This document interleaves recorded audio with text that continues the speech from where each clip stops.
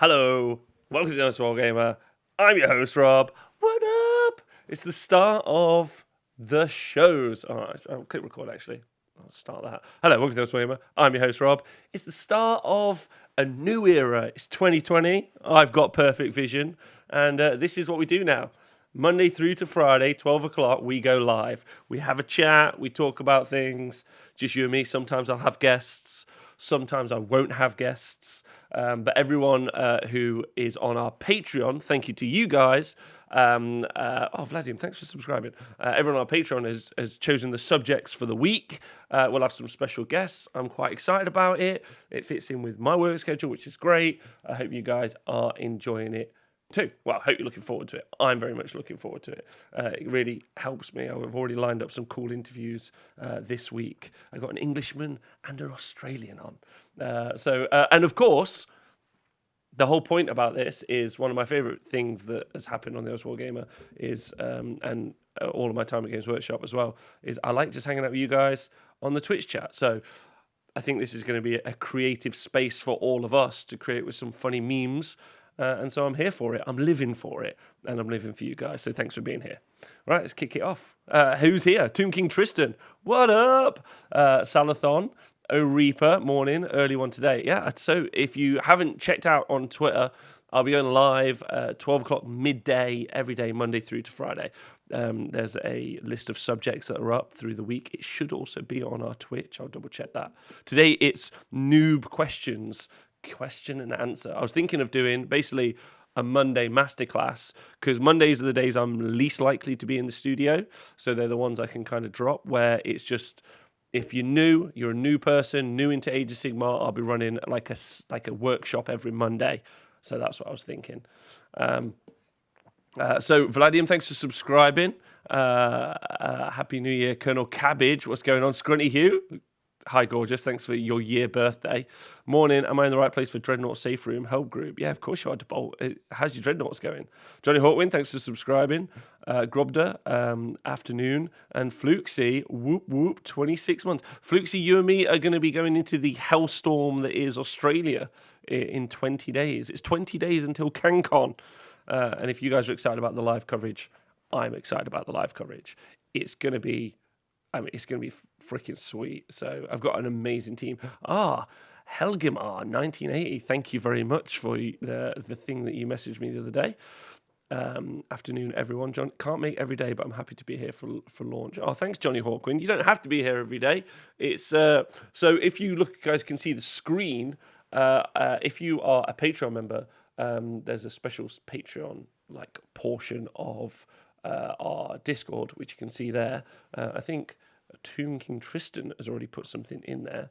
It's a pic. No, Flukesy has. So you never played a war game against Tom. So let's just get this out of the way. He cheats there. I said he's a cheater. Okay, good. So people like Flukesy and you guys are going to be able to put stuff in the chat, and I can show it on the screen, which I think is rad. Right, tier 2. Hello there. Let's do this. OJ, what up? Owen Jackson, I think coming on the show next week. I'm quite excited about that. You nailed the name this time. Thanks, Helgimar. All right, sweet. Right, well, so today is just question and answers. That's it. Yeah, I'm going to advertise it better next week. This week, I'm comfortable with it. I've had to read 2 battle tomes in the past 2 days. Although thankfully, the Tzeentch one is literally 1 battalion, 1 sub-faction. Done. And the Carriage on Overlords one is rubbish, so it's okay. But more on that later. So today's just question and answers. That's it. So I'm going to take your questions and answers, and it can be about anything. I was hoping it'd be around the basics of Age of Sigmar and ways you want to improve. Oh, Tristan has been painting up some pretty good looking. What are those, Tristan? In the chat, I see you. I see you with those gorgeous little things.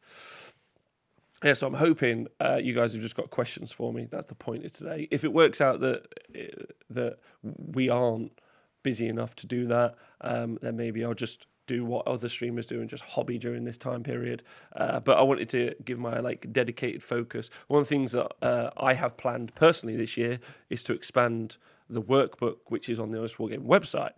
Now, if you guys were on Patreon, you'll have seen that me and Darren did, I think, an incredible chat about deployment, which is comfortably, I think, one of the best works on deployment already. It's a little bit rough around the edges, but I think what we did was we had a stride in that chat that can be condensed down into a written format, and then maybe like re-explored as a video in the future.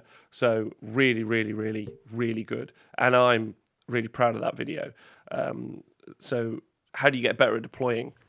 Thanks so much for asking, Tristan. Well, number one, you can watch that video. So that's key. But what can you do? Number two is, well, there's loads. So let's go through it. I'm gonna break it down into sections, because that's, in my opinion, so having watched, I worked it out. So I did 18 events last year, which means like a minimum I must have watched like 90 games. It doesn't include games that I play, just watched people play. And that's people at a high end, like, that you would consider to be good players, and people who haven't. And the biggest mistakes I have seen in any of those games have always been deployment. So I like to call it the deployment game. So we'll deep dive into that a little bit. But Valadium says, I got in touch with a YouTuber I watched ages ago but stopped making vids. Go down to Wales now every month to play games. We're going to be starting back with AoS, but what about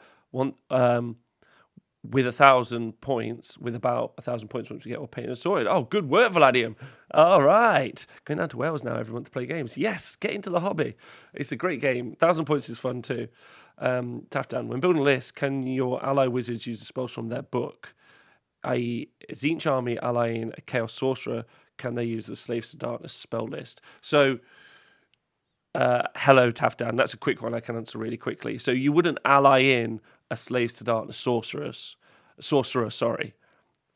because you would give them the keyword Tzeentch. So let's say you had a Tzeentch army. Your allegiance keyword is actually Tzeentch. So that means if anything else has got the Tzeentch keyword, it can be used inside a Tzeentch army. What's really interesting is some units have lots of units have multiple keywords. So, for instance, if you take a Chaos Sorcerer Lord and you give it the mark of Tzeentch, it's inside your Tzeentch army. It's not actually an ally, so it 100% can use the spells from the Tzeentch lore. Yeah, as an example, it can also cast Slaves to Darkness endless spells because it also has the Slaves to Darkness keyword. Okay? It's not that complicated. The allies part is the most confusing, I guess. But I hope that answers your question. It's pretty simple.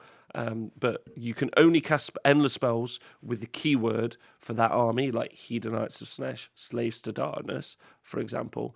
However, the allies slot is only stuff that you're actually allying in. If you're just putting it into your army, you're just including it in your army. Here's a bit of a curveball noob question. I'm a TO noob, but I'm going to be hosting some more events this year. What advice do you have for making a great event? So, of all the events I attended last year, I think the best event that thought about what they were trying to achieve was Bobo, and that's because they package it. I think. Well, I mean, I'm quite lucky that I also have been a club promoter for like 13 years. So I think what you want to do is you want to absolutely manage people's expectations. You want to tell them what they're going to receive. This is what you're going to get. Then you want to deliver that on the day. And I think what made Bobo so good, in my opinion, was that the TO hosted the event. So he like made everyone feel welcome.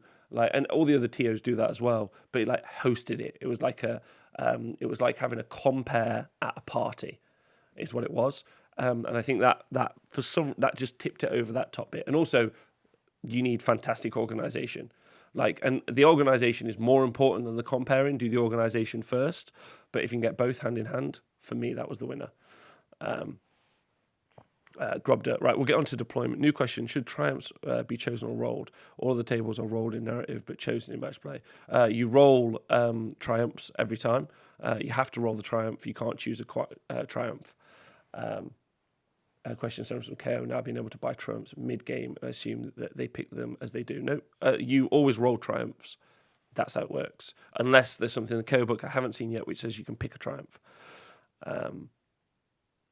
Greetings to Templar, what up? Hellstorm Wargaming, thanks for subscribing for 15 months. I think Taftan is talking about the Slave Starters book spell in the Battle Tome, which you cannot use Slave Starter here. Yes, you can't. You have to have the allegiance to use the Battle Tomes lore spells. So a sorcerer or a wizard can only use the spell on its war scrolls or a keyword endless spell, and then it can only use these spells if it's eligible from your allegiance. So you get the spells for being part of the allegiance. I'll make a flowchart. Let me make an allegiance flowchart. Pretty easy. Allegiance flowchart. I'll do that for you guys. No problem. I'll do that at some point today or tomorrow. Okay, that's rad. What army are you tempted to play for 2020 and why? I'm going to play Tzeentch, OJ, because literally Change Host is 10 times better. And also, they've given you can't retreat out of combat, and it's a broke arm. It's like, I read it, I was like, worthless. Stop trying to make me buy Carrick Acolytes. They suck. Like, worthless. Change Host in, wait, hold on, where's my notes? Host Duplicitous, done. Win games, go home. Hellstorm Wargaming, hey, new question. Is 4 big magic birds, omniscient oracles, and 3 units of acolytes a solid buy? No. They're not. No. You need bodies on the board, right? Which is the key part of this game. Like, in order to score objectives, you need more bodies. And that's why you see a lot of the top tier armies that can push forward a lot of bodies do really well. The only bit where this skews. Yeah, that's why Daughters of Cain have been so dominant forever, because their output and defense comes from a block of bodies. The only place where this skews is when you've got Alpha Strike armies that are so strong, Slaanesh, Flesh Eater Courts, that they're able to womp. I mean, Skaven are still up there, loads of bodies on the board, Fire Slayers, loads of bodies on the board. Like, they generally are up there, so I'd say no, if that helps you. Faceless, thanks for subscribing. For the tier question, how about terrain maps and pre-decided mysterious terrain? Yes, I would say that terrain maps are really good, and pre-decided mysterious terrain is also excellent as well. We saw that last year at TO Pack. I'll write this down. That could be a fun little thing for me to make, TO Pack. Thank you for saving me money. Mikey, if that's you, Mikey, you don't want the 3 birds. I mean, no. What you're going to see from the Tzeentch army is just going to be horrors, maybe screamers, maybe flamers. Those are your 3 purchases. 1 Lord of Change, maybe a second one, but definitely a Lord of Change. Hey babe, and you're good. Really, it's just a lot of horrors to paint. I didn't think you could make horrors more stupid. Pete, Pete, love the new place. It looks rad, but yeah, horrors are dumb AF. Like, also, can we talk about why is no one buying Gaunt Summoners? Like, just buy Gaunt Summoners. Like, they got Slave to Darkness keyword. I'm pretty certain they've got Demon and Mortal. I'm just going to double check that. So you're like literally laughing. You're looking at a 240 point unit. Gaunt Summoner on disc, Tzeentch Immortal, Slaves, Gaunt, Tzeentch, Hero, Wizard. It is Immortal. It's the best wizard in the game. 240 points. Immediately summons 200 points of Pig Horrors. It's a 40.2 cast wizard with 6 wounds that move 16 inches. I'm going. Anyway. Follow-in question. What is currently a great starter army? Flesh Eater Courts is the best starter army in the game right now. You buy Flesh Eater Courts or Uruk. No. Ogre More Tribes. Both of those 2 best starter armies is Ogre More Tribes and Flesh Eater Courts. And that's because I did the buying guide just before Christmas, and you can pick both of those up for cheap and effective. And you can learn really, really easy. Like, a Flesh Eater Courts is just build the dragons, get some ghouls, throw the thing forward. It's probably going to cost you a couple £100. Ogre More Tribes, the same thing. Build the Stonehorns, stick them on the board, run them forward, smash, win the game. Like, you're not going to win every game, but I reckon both of those 2 armies should win, even if you're rubbish, like between 2 out of 5 and 3 out of 5 games. And then when you start to get better, you'll start pushing into your 4-on-1s, I think, and you're looking at a couple £100 for both of those two armies, like each. So they're just the easiest. Horus, thanks for subscribing. Howdy. Thank you. I read Guild of Summoners for 9 FP broken, which they're just 9 fate points for Lord of Change is fine, but like what you're doing with that Lord of Change, it's not like a combat monster. It can be okay, but compared to the other combat monsters in the game, it doesn't really do what you're expecting it to do. And you're going to start running into like a spell lock that you've not got enough spells to cast if you've got another one. Plus, you're missing out on all the other goodness in all the other armies. So I don't agree. Fire Slayers all day, baby. Horus. So same thing, right? Like Fire Slayers, bodies on the board, all the combat, you're good. Oh, for a starter army? Nah. No, I don't agree. Crazy Horse, how you doing, Anthony? Hope you're good. Afternoon, morning, you beautiful people. Hi, Budtastic Guy. Non-dice, non-tape measure, non-book. What's your favourite game accessory? Non-dice, non-tape measure, non-book. It's the 3-inch widget, the combat gauge. It's unreal. Like, get 20 of them. What you want, like the hi Ram Floyd, thanks for subscribing. So if you were asking me not to, the first thing I was picking up if I was playing Age of Sigmar or even 40k, just the same, and it was my non-purchase. It wasn't a dice, tape measure, or book.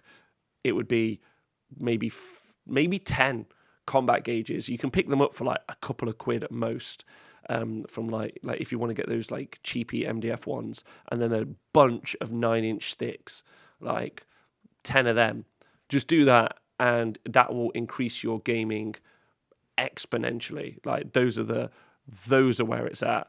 And also sticks for the win. OJ agreed. Yeah, sticks. Like tape measures are so inaccurate, and it's a really precise game if you want to be really precise about it. And why wouldn't you want? Even if you're having fun, why wouldn't you want your units to move basically how far they're meant to go?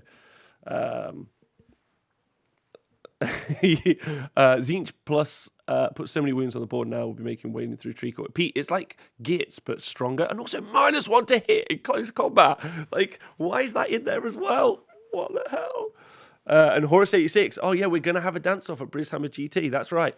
Little bit of news. Me and Nathan Prescott will be attending and playing at the Brishammer GT. Incredibly excited to hang out with you guys. Combat gauges and 9-inch sticks for the win. So there you go. Combat gauges, 9-inch sticks. Favorite army based on fluff and look. Favorite army to play. Favorite army based on the narrative and the look. Based on the narrative. What's got great narrative? What's the narrative I like the most? I guess it's got to be Cities of Sigmar, because you can just do what you want with it. I'm going to say Live in City, Cities of Sigmar is how serious I'm getting with it, because I like the idea of kit bashing just tree stuff. So there you go. That's it. That's the answer. Combat gauges, 9 sticks for the win. Yeah, Johnny Hawkwin, you and me agree. I have my first tournament at the end of February. What would you... some top tips, things to bring, etc. Okay, Ram Floyd, are you coming back to Adepticon this year? Kids with SIDS, I'm not coming back to Adepticon this year. Can't afford it, I'm sorry. And because we're ploughing all our money into the live coverage this year. I mean, we did last year as well, but it was the community who paid for us to go last year. So we're not going to ask, well, I'm not going to ask for anyone to do that again. My plan is, I mean, it'd be cool to go. I had some of my favourite games and times last year at Adepticon, but I'd also like to go to, we're going to Sweden twice this year, sorry. I think we're going to Umeå and we're going back to Stockholm for Krigsluntan, which is really, really rad. We might be going to Norway, might be going to Germany, definitely going to Oz twice. So that definitely going to Canada. So there's a bunch of really great places that we're going to be going already. And I would like to go to NashCon again and visit my friend Jacob Berry, who's just had a beautiful baby daughter. And I will never fly Norwegian Air again. Right, okay, so noob things that people do. So I've watched a ton of games. And where do people make mistakes? And they make mistakes at deployment. Yeah, this No rematch at Acon. Sorry, O Reaper, but I would love to play you again. We had loads of fun. Hey, Scrivo, in the chat, what up? Okay, so deployment mistakes that get made all the time. People deploy without a plan, right? I call it the deployment game. So I wrote this in the workbook, but I'm going to express it again in words. The first thing you want to do when you get to the tabletop is find out what your opponent's army is and what it does. Then, knowing what your army does, choose the matchups that you want to make. You want this particular unit to fight that particular unit, or you want that particular unit to be out of position. Yeah, like you need to problem solve in that time period, and you need to make a decision right there and then on what you're going to achieve.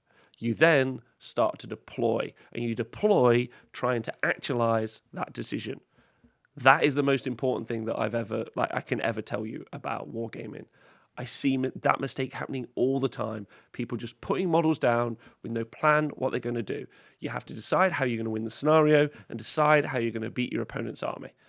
That has to be what you do. You have to know how many drops your opponent is, how many drops you are, and then you need to ask yourself who's going to get to go first. Just do that.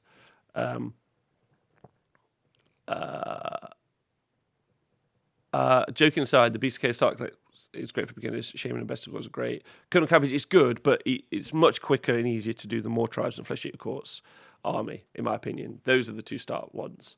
So anyway, that's deployment. And I think, like, so does anyone have any examples of matchups that they give? I can give you. So in the book, I talk about my Chaos Dwarf matchup. So I've got Kadai Fireborn. Now they've got 5 attacks each, and it's 3s and 4s, but they have no rend, but they do D3 damage. Now they're amazing going up against hordes that don't have any armor. They're great for that. They're going to kick out a lot of damage, and against something, they also, if I have 12 of them, have 60 attacks. So even if something's got decent-ish armor, I might get a lot of attacks through against a 4-up save. But my perfect target is obviously going to be something that has no save because there's no rend. Compare that to my Fireglaves, which are 1-shot each, 4s, rend 1, and they do only 1 damage. But any 6s to hit are going to do an additional mortal wound. Those are my things for punching through armor. It's that simple. I look at a unit and I think, which of my 2 tools, these ones are great against the armor choice, these are not against that. Now, there's obviously movement as well. The Kadai can potentially move 13 inches, whereas the Fireglaves move 4 inches, but they can shoot 16. So they've got different threat ranges as well. That's another thing to think up, but it's sometimes come to something as simple as that. There's a heavily armored unit, let's pick a Star Drake, or definitely Archeon in the future. You're 100% going to see 2-up save, re-rolling 1's Archeons all over the place. So you're going to see that, and you're going to think, right, my mortal wounds, even though he's got a 4-up against mortal wounds, I know for the people listening at home, but that's the target for your kind of ignoring armor saves, and then in that safe startness army, everything. Oh, Marauders. So you don't want to hit the Marauders with your Kadai Fireborn, as an example, and go through those guys. Similarly, they also have got a really interesting counterplay in their armor as well. So the Kadai Fireborn have got a 5-up ethereal save, and then the actual Fireglaves, little dwarves with 1 wound each and a 4-up armor save. Now, if something's got Rend 2 or better, I put the Kadai into them, because that way I'm going to always get my 5-up save, and their points that they've paid for the extra rend on their weapons is superfluous, like they're wasting that, versus my Fireglaves who would struggle in that situation. Whereas the low-rend armies, low-rend units, even if they've got a bunch of attacks, I would still put the 4-up save against them. So there's that kind of weakness and strength. I get Plague Monks, for example, of something that I would want to hit I don't want them to hit anything, but I would definitely don't want them to hit my Kadai Fireborn. So going into the deployment, I look at my opponent's army and I think, let's do that. Now, I probably in the future will bring up, so one of the things we're going to do once we've been at tournaments now is we'll review some of the deployments and look at what we think. Obviously, I do that during the games, and if you go watch any of the bat reps or any of the live stream games, you'll see that that's already a process that we go through.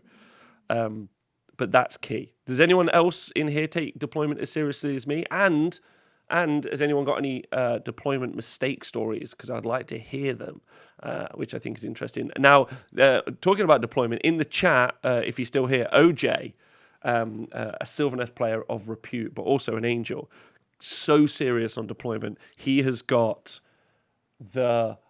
he printed out every scenario, every place where he would deploy his army, how he would deploy his army, and what he would do against certain matchups that he might have to face against, right?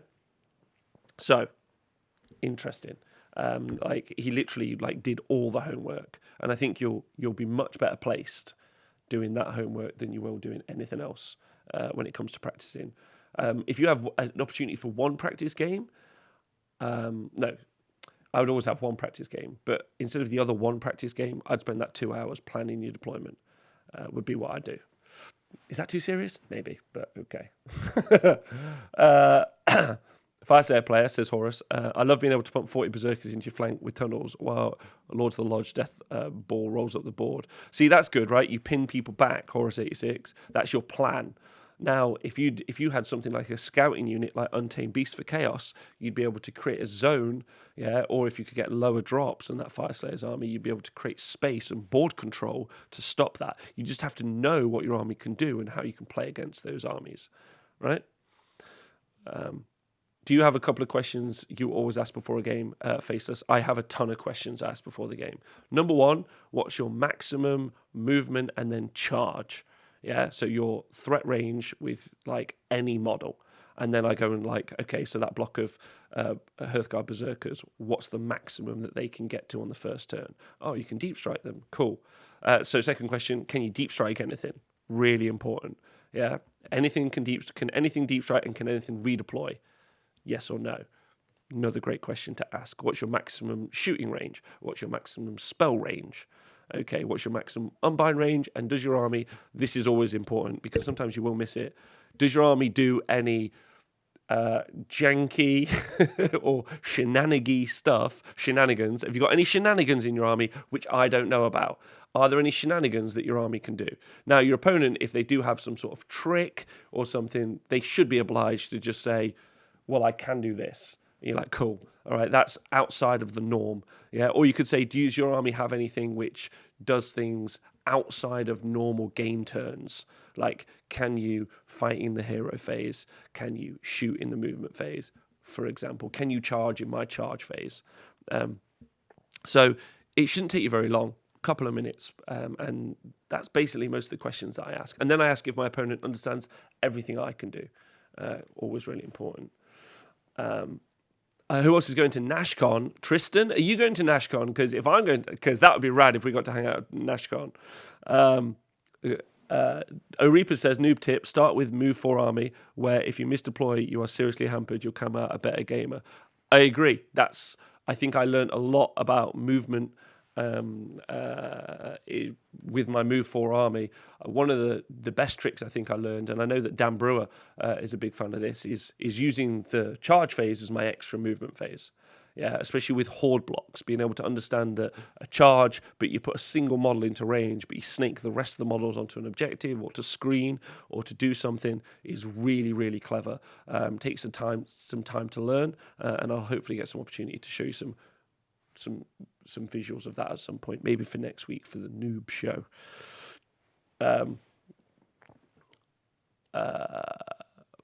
Grobda says, major mistake I've made in deployment is not enough screening of vulnerable but key damage dealers.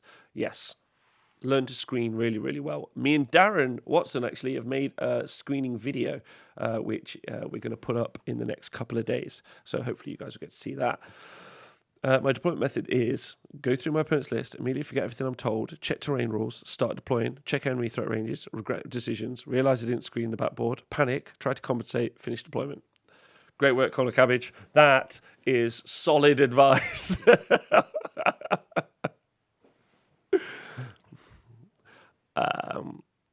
Yeah, that's a great point as well, OJ. So after you've deployed, and I do this as well, every time, after you've deployed, after your opponent's deployed, before whoever gets to decide to go first, take a photo of the tabletop.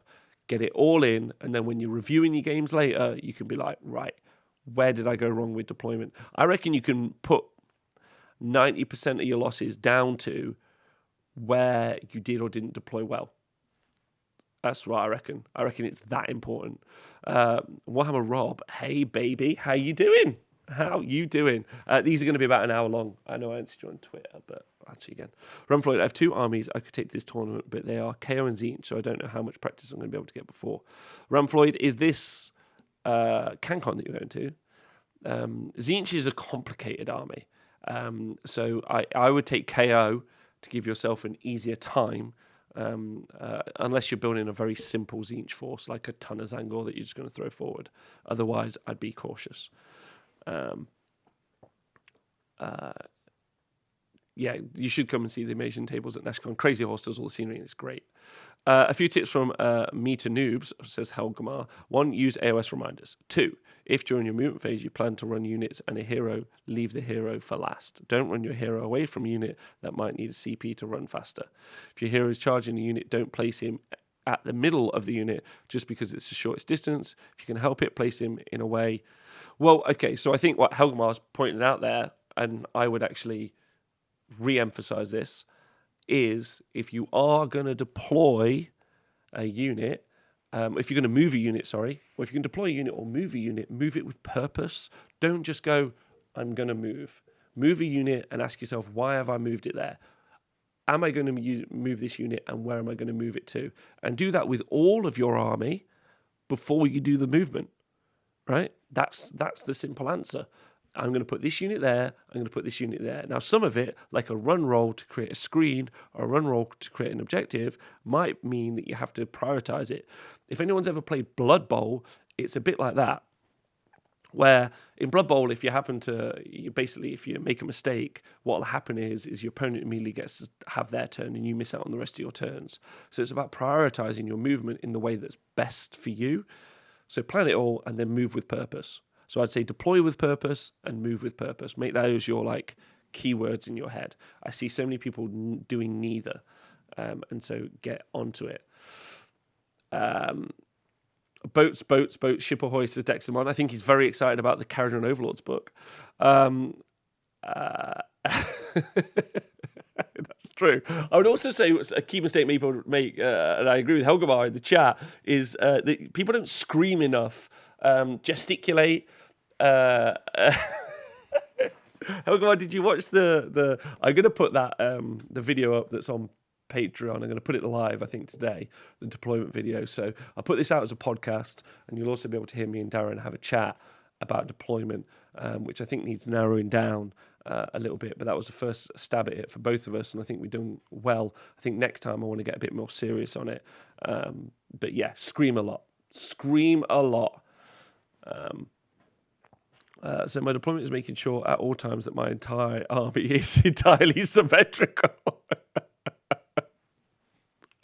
Okay. Deploy with purpose, move with purpose. I'm going to write these down. Deploy and move with purpose.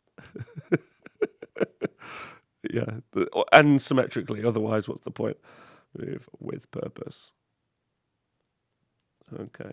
That's good. So that is a good... Tristan, that's a long-winded answer, but I hope that helps.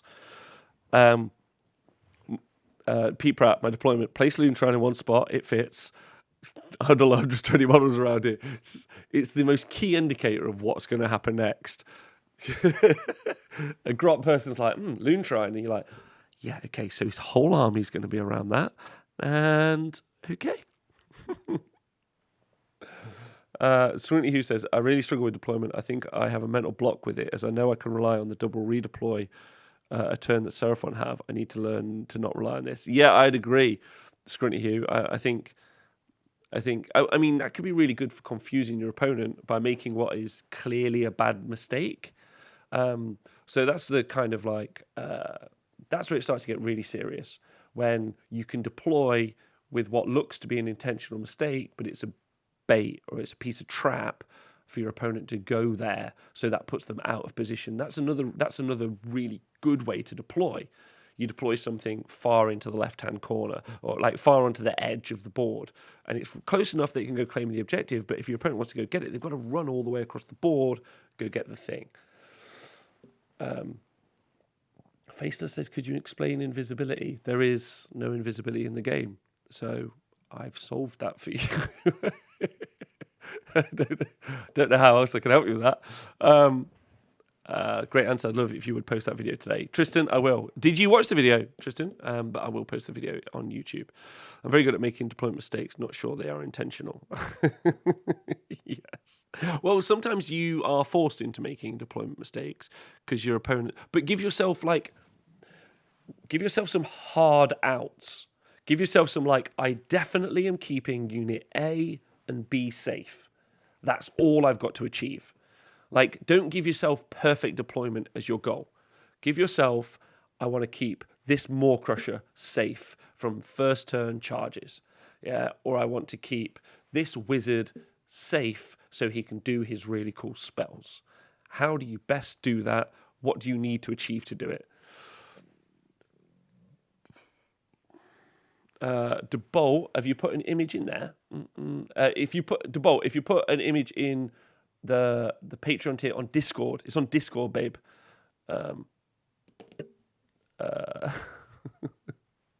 So, and then I can click it in there. Sorry, yeah, there you go. It's my fault. I should be explaining it better. Okay, so any other questions? I think that's deployment pretty good. Although, yeah, it's interesting.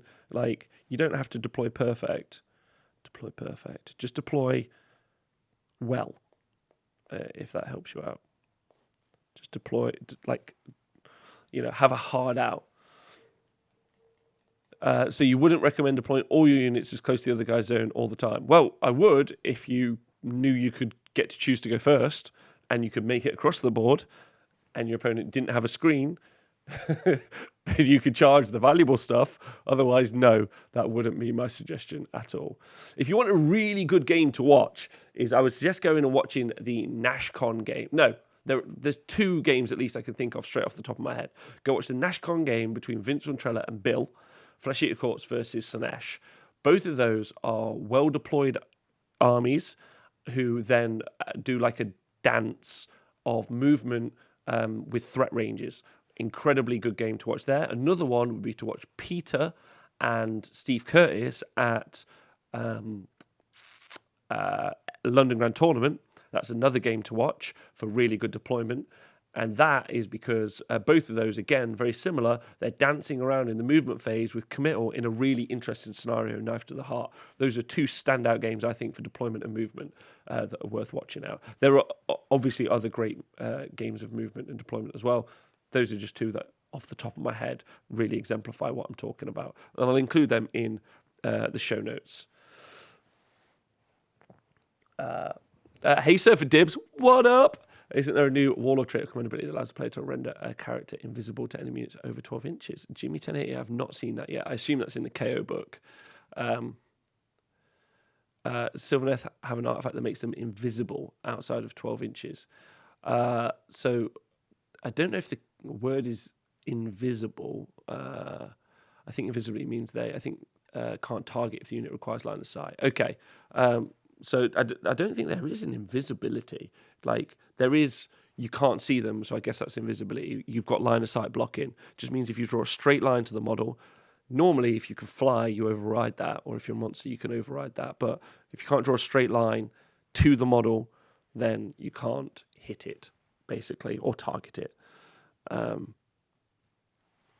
Night Bloom Garland. I'll go have a look at that for you.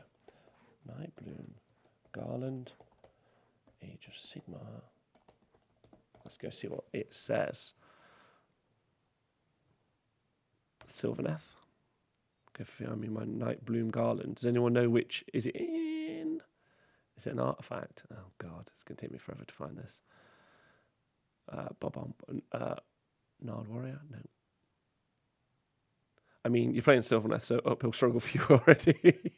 So sorry, Sylvaneth players. I'm so sorry. Coming to a shout me out. Yeah, so there's some really good tips on screen as well, Colonel Cabbage, which I'm going to make some videos on. So screening is super important, and another part to talk about. How do you Surfer Dibs asks, how do you suggest deploying a fairly slow army against an army that has good movement and also shoots, or against a fast army? I've just started picking up Stormcast army, and I was suddenly bamboozled with how to try and stay safe, but also get into combat on my terms. So Surfer Dibs, okay. So you can't. Sometimes you're in, like, so in the workbook and in Magic they call it you're not the beatdown. So you aren't able to control the flow of battle. So what you need to do is you need to make your opponent make some mistakes. So for instance, Stormcast are fairly slow unless you deep strike them, and then you could use your bonuses to charge to do that, or you can teleport. And that could be a way to try and resolve that situation. You also have a tough time screening because you don't have a lot of chaff, because everything in your army is fairly expensive and fairly good.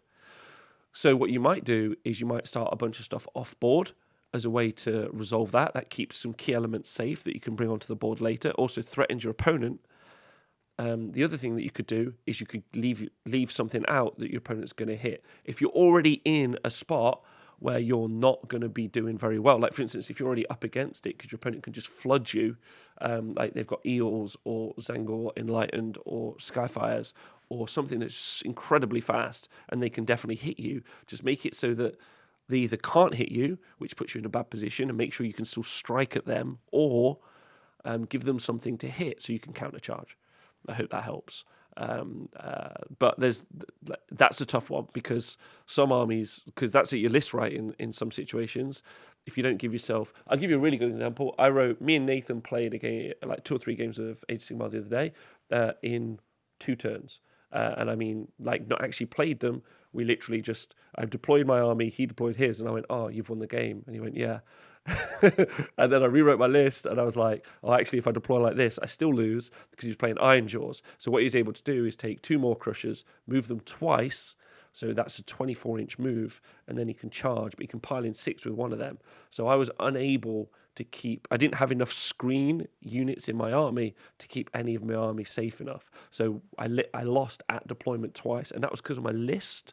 It was impossible to deploy in a safe way. So sometimes it's not really a deployment. You have to go back to your list, but not always. Not always. Have a look to see if it's your deployment first before you go back to your list.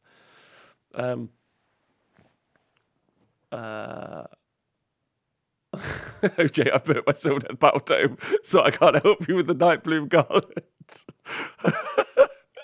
I'm going to try and find this Night Bloom Garland thing now. So if anyone knows where it is, Faceless, is it the Horn of the Consort, the Jewel of Withering? It's none of those. Can you let me know where it is? I'm going to find it. Night Bloom Garland. Doesn't look like it's anywhere. Someone help me out. Someone answer this question. The bear is not invisible to any models that are more than 12 inches from there. Is that it? Well, that's it. So you can't be targeted. The bearer is not visible to any models that are 12 inches from there, so you can't be targeted. But interesting side notes, you can still target them. Well, not target them. You can never target them. If the rule is the bearer is not visible to enemy models that are more than 12 inches, yeah, from the bearer, then that means you can't. If a spell says, so you can't target them with attacks, shooting attacks, because you're over 12 inches. And if a spell says target an enemy unit, then you also can't do that as well. You can do things like you could use the Mortal Wound spell from the Celestant Prime. Drop a comet, hit them, boom. Because that says pick a point on the battlefield, and you can pick it to be close enough to that unit. So there we go. We smashed it. Well done, boys and ladies, if there are any in the chat. Ramfloyd says, here's something I wondered. Can I bring a Herdstone with my Zangor Heavy Tzeentch army? No, you cannot. You can only take the Herdstone if you have a Beasts of Chaos army. So I hope that answers that question. You can only use the faction terrain piece for the faction if you have that allegiance ability. Surfer Dibs, perfect. Thank you, dude. It was confirmation I was hoping for. That is where my brain was going with it. Make use of the teleports and some mounted stuff for the threat and try to play defensive with the rest, accepting they will get done over. Yeah. It's, it all always depends on what you're playing against. What happened? Age of Sigmar is more of a rock, paper, scissors game than it is like a tactical battle game in kind of your head, because the armies are so disproportionate, right? You got an army that moves 4 and a unit that moves 16. Like, it's literally 4 times as fast. So like, so you're not really playing that sort of game. What you're doing instead is you're playing like a mechanical, it's not chess or Go. There's not really anything that comparable, which is why it's so exciting. What you're doing is trading. You're trading board space and representation on the board, and you're trading threat ranges all the time. Sometimes, and that's what you're doing.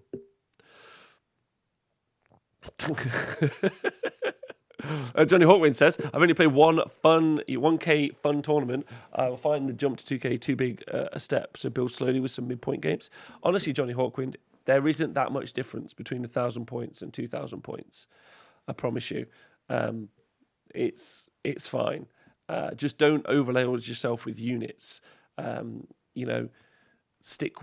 take tons of different units. Like, just learn a few war scrolls really well. Just replicate those in a 2,000 point army, and then afterwards you can start adding in some other stuff. Because if you know how a unit of, I don't know what you're playing with, Johnny, but let's say you're playing with Beast of Chaos, right? If I had a unit of Bestigor in my 1,000 points, I could just add another unit of Bestigor, and I don't have to relearn what a new unit does. I've just now got 2 of them. So that's a really nice way to double up your army, is just double up the units you have. You don't have to learn any new war scrolls. And as the guys have said, just use AoS reminders, like, to help you with some of those learn bits. But can I just say that you definitely 100% want to get off book. You want to learn your army so well that you aren't using a reference sheet. It's good for learning. It's not good for high-end competitive play. All right? So I hope that helps.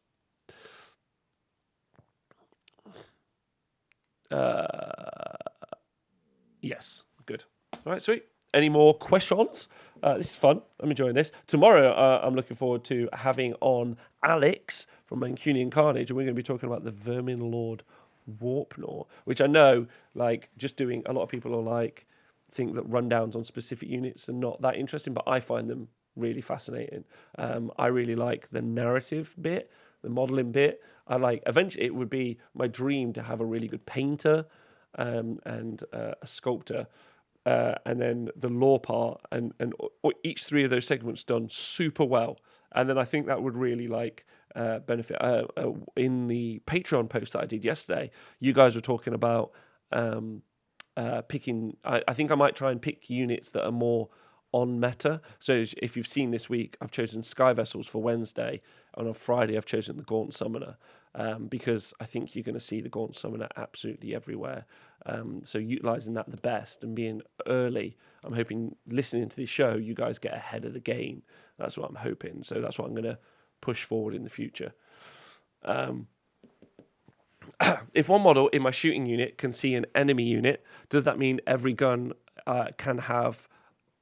every gun I have can shoot said unit? No, you measure model to model. So if only one model can see the opposing model, then that's the only model that can shoot. It's gun by gun, model by model. It's that simple, really. And it's just base to base a lot of the time. But obviously, like, base to model is what it is. Jester Stars, good afternoon. So have we got any more questions in the Twitch chat?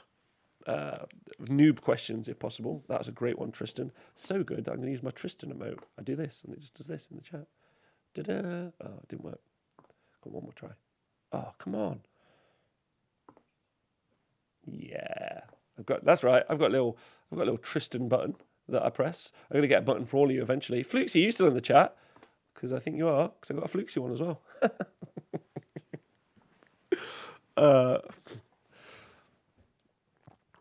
Right. Loving the daytime videos. Thanks, Jester Stars. Appreciate that. We're gonna have Wargaming Dad. What up? We're gonna have some guests this week, as I've stated. So I'm looking forward to that as well. I've got Gabe from the Runax on Friday. We're gonna be talking the Gorn Summoner. Dixon Rob, how was your holidays? Did Father Grotmus give you some sweet plastic in your stocking? No, I got no Warhammer for Christmas. Although I think Scrivo tried to send me some, but I didn't get it. But yeah, I did not get any for Christmas. And I've ummed and ahed. I've got a lot in the studio. You guys, I'll give you a sneak view. There's a sneak view of the office. I'm not going to show that very often. That also is the hole in the roof. We've got a lot of, and I've got some amazing. I'm doing a show on Thursday on Phoenixes. So Frostart Phoenixes, Flamespire Phoenixes. I think one of the funnest armies. I'm going to write a list. One of the funnest armies that you can play at the minute is the Phoenix build. 4 Flamespire Phoenixes. It's the best money I think you can spend at the minute. You're going to have a great time. You're going to fly them around. It's 800 points. Will you get them back? It's 4 really exciting dice rolls every game, including the priority roll. Age of Sigmar is the only game that can do something like that. It's badass. But my holidays were lovely. Thank you very much. I worked through most of my holidays, which is fine. I'm really looking forward to it. Thanks, Squinty Hugh. Appreciate that. Yeah. Jimmy, night team going to turn into the pumpkin. Night, Jimmy. Good. Have a good sleep, bro. In the Legion of Nagash FAQ, they added the Legion of Blood. Any of the legions, they add this keyword to any once choosing legion. They include units like Reaper and Hexwraith, etc. So they can now be battle line in Legion of Blood. Great question, Zaid Guy. That is a question I would have to go and look up, and off the top of my head. Reaper's battle line because of keywords. Reaper's battle line. In Legion of FAQ, they added the Legion of Blood, any of the legions. They add this keyword to any one choosing the legion. They include units like Reapers and Hexwraiths, so they can have a battle line in Legion of Blood. No. So in the GHB, it says, because it's not keyworded,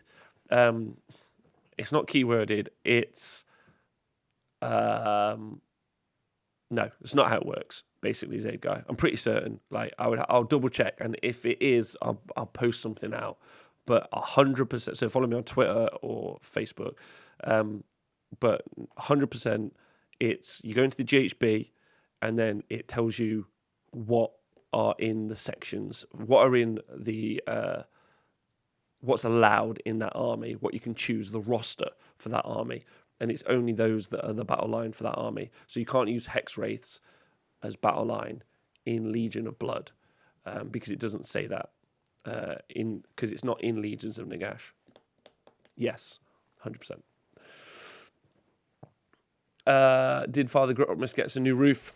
Did not. No new roof. But it's okay. It's not the plan right now. It's not the plan. The roof will wait until we've achieved other things. We've got a lot of live streaming to do this year. I'm very excited about it.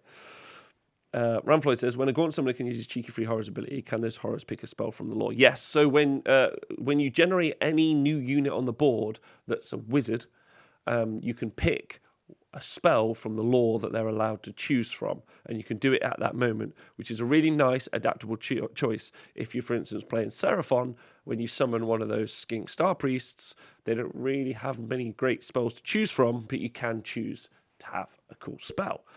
Same for Pink Horrors. If you summon a unit Pink Horrors, or you summon a Lord Change, you're able to choose the spells that it says it's able to choose on its War Scroll, and it will tell you what it's able to choose from.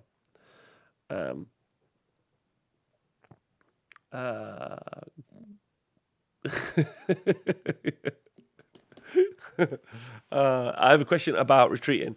Okay, let's go for it. And to Tristan, no, stop trying to fan the flame more. I have a question about retreating. If you retreat from combat and have a 6-inch piling rule, can you retreat 5 inches away from another unit and then pile into the new unit? No. If you have a question about retreating, so in your movement phase, if you start in combat and then you leave combat, so you end up 3 inches away, you've retreated. That means you can't charge and you can't pile in. I'm pretty certain Sister Slaughter can't retreat then charge, but some units can retreat and charge. So it's only retreating and charging that you can do. You can't retreat out of combat and then just randomly pile in. Because in order to pile in, you have to be wholly within 3 inches of an enemy unit, or you have to have charged that turn. Those are the 2 requirements, unless a War Scroll overrides that. As an example, the Sisters of Slaughter is only an example.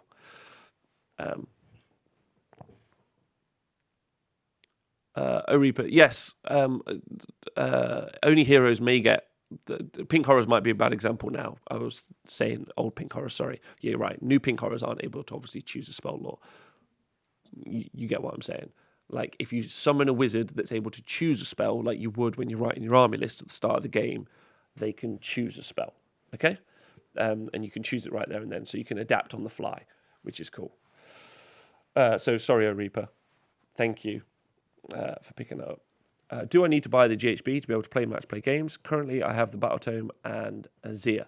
The only thing that you might need, that you definitely need, is the Battle Plan. Now, they do the Battle Plans. They do the playbook, the kind of small gaming book. So you need the battle plans. Depends if you want artifacts as well, if you want artifacts on your army. And also if you're playing in the realms, you need the information there as well. GHP is a fairly good buy because of the battle plans. I think I'd get the smaller book if I was going to get anything. So yes, yeah, I'd say you probably do need it, but you get the smaller gaming book because it's got a lot more things condensed into one place. I'm pretty sure you can pile in because the War Scroll says you can pile in if you're within 6 inches. Yes, you're talking about Sister Slaughter. Yes, Dort's Gain do have a battalion that allows you to retreat and charge. So it's the only way because you've retreated, and so you can't charge or pile in if you've retreated, unless you've got something that overrides that, and that would be run and charge. Retreat and charge as an example, not run and charge. Run and charge is different, 100%. I'm just going to take a swig of water and stay hydrated. Oh, look at that. Time's almost up. So last questions, please. My newbie questions of the day. I've got some really cool stuff today. That's thanks. So that's fun. You guys have been wicked.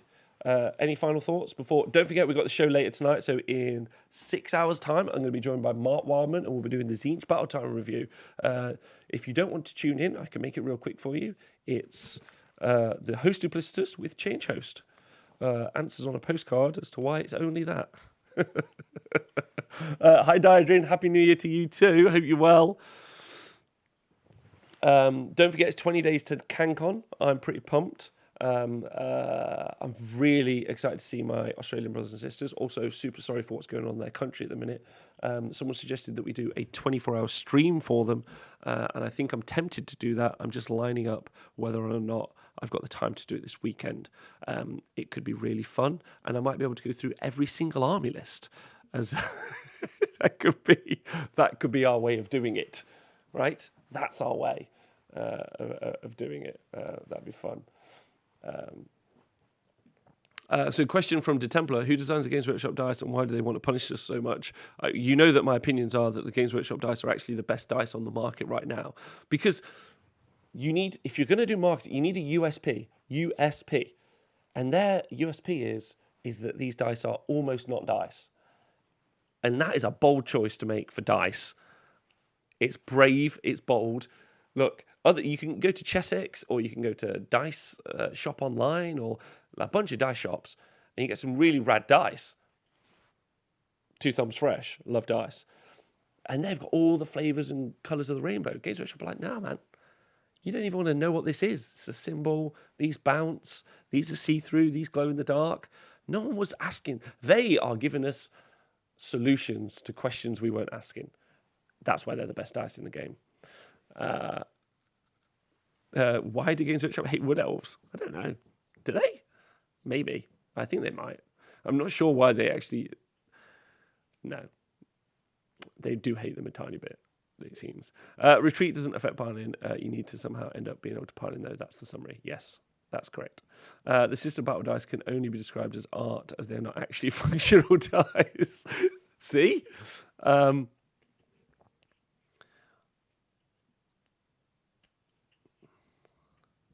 So again, to just reiterate, you can't pile in unless you've charged or you're already within 3 inches. So you can't pile in 6 inches because you don't start within 3 inches of an enemy unit, and you can charge and then you can pile in.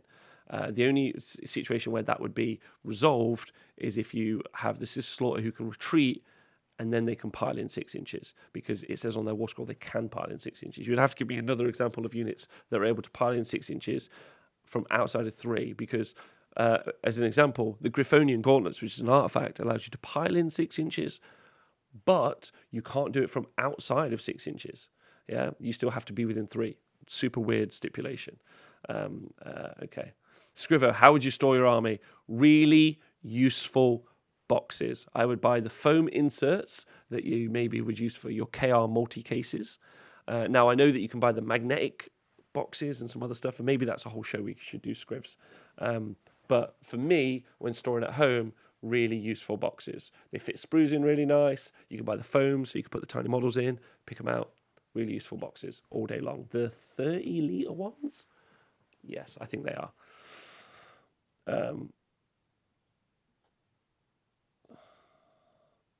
Yes, OJ. Unfettered Fury commandability. Yeah, good. KL multi-cases are good, but expensive. So really useful boxes are good. And then to transport them, use your KL multi-case. All right. My dudes. Or really ghetto, just a carrier bag. Just stick them in a carrier bag. Just like all the Chainshows players you're going to see in the future. Just kind of pour them out all on the table. Just like look your opponent in the eye. Then they'll know that you don't care, and that's a huge psych out potential right there. Just a carrier bag of models. Just swing it around like this. Just be like, oh yeah. I'm going to clip that. Oh yeah. That's the way. Okay, right, I'm off. It's been a pleasure, gentlemen, ladies. I hope you enjoy this. Tomorrow we're going to be doing the Vermin Lord Warpnor. Me and Hook and Pin, thanks for subscribing. Hope you're so good. How's the Iron Jaws happening? Me and Alex will be talking. Alex is hilarious. You should enjoy it. He's a commission painter, so I'm looking forward to having him on the show. So tune in for that. Hope you guys have a great day. See you later tonight. We'll be talking about the Tzeentch Battle Tome. I rate it 11 out of 10 so far. Let me know what you think. I hope you've enjoyed this. If you have enjoyed this, let other people know. I'm live every time this day now, Monday to Friday, unless we're doing some live streaming and I'm away. Thanks very much. Please do, please do toss a coin to your Witcher. See you later, guys. Have a nice day. Bye. Oh, thank you to everyone on Patreon, obviously, and thank you for subscribing. You guys are the best. And if you are listening to the podcast, stay hydrated.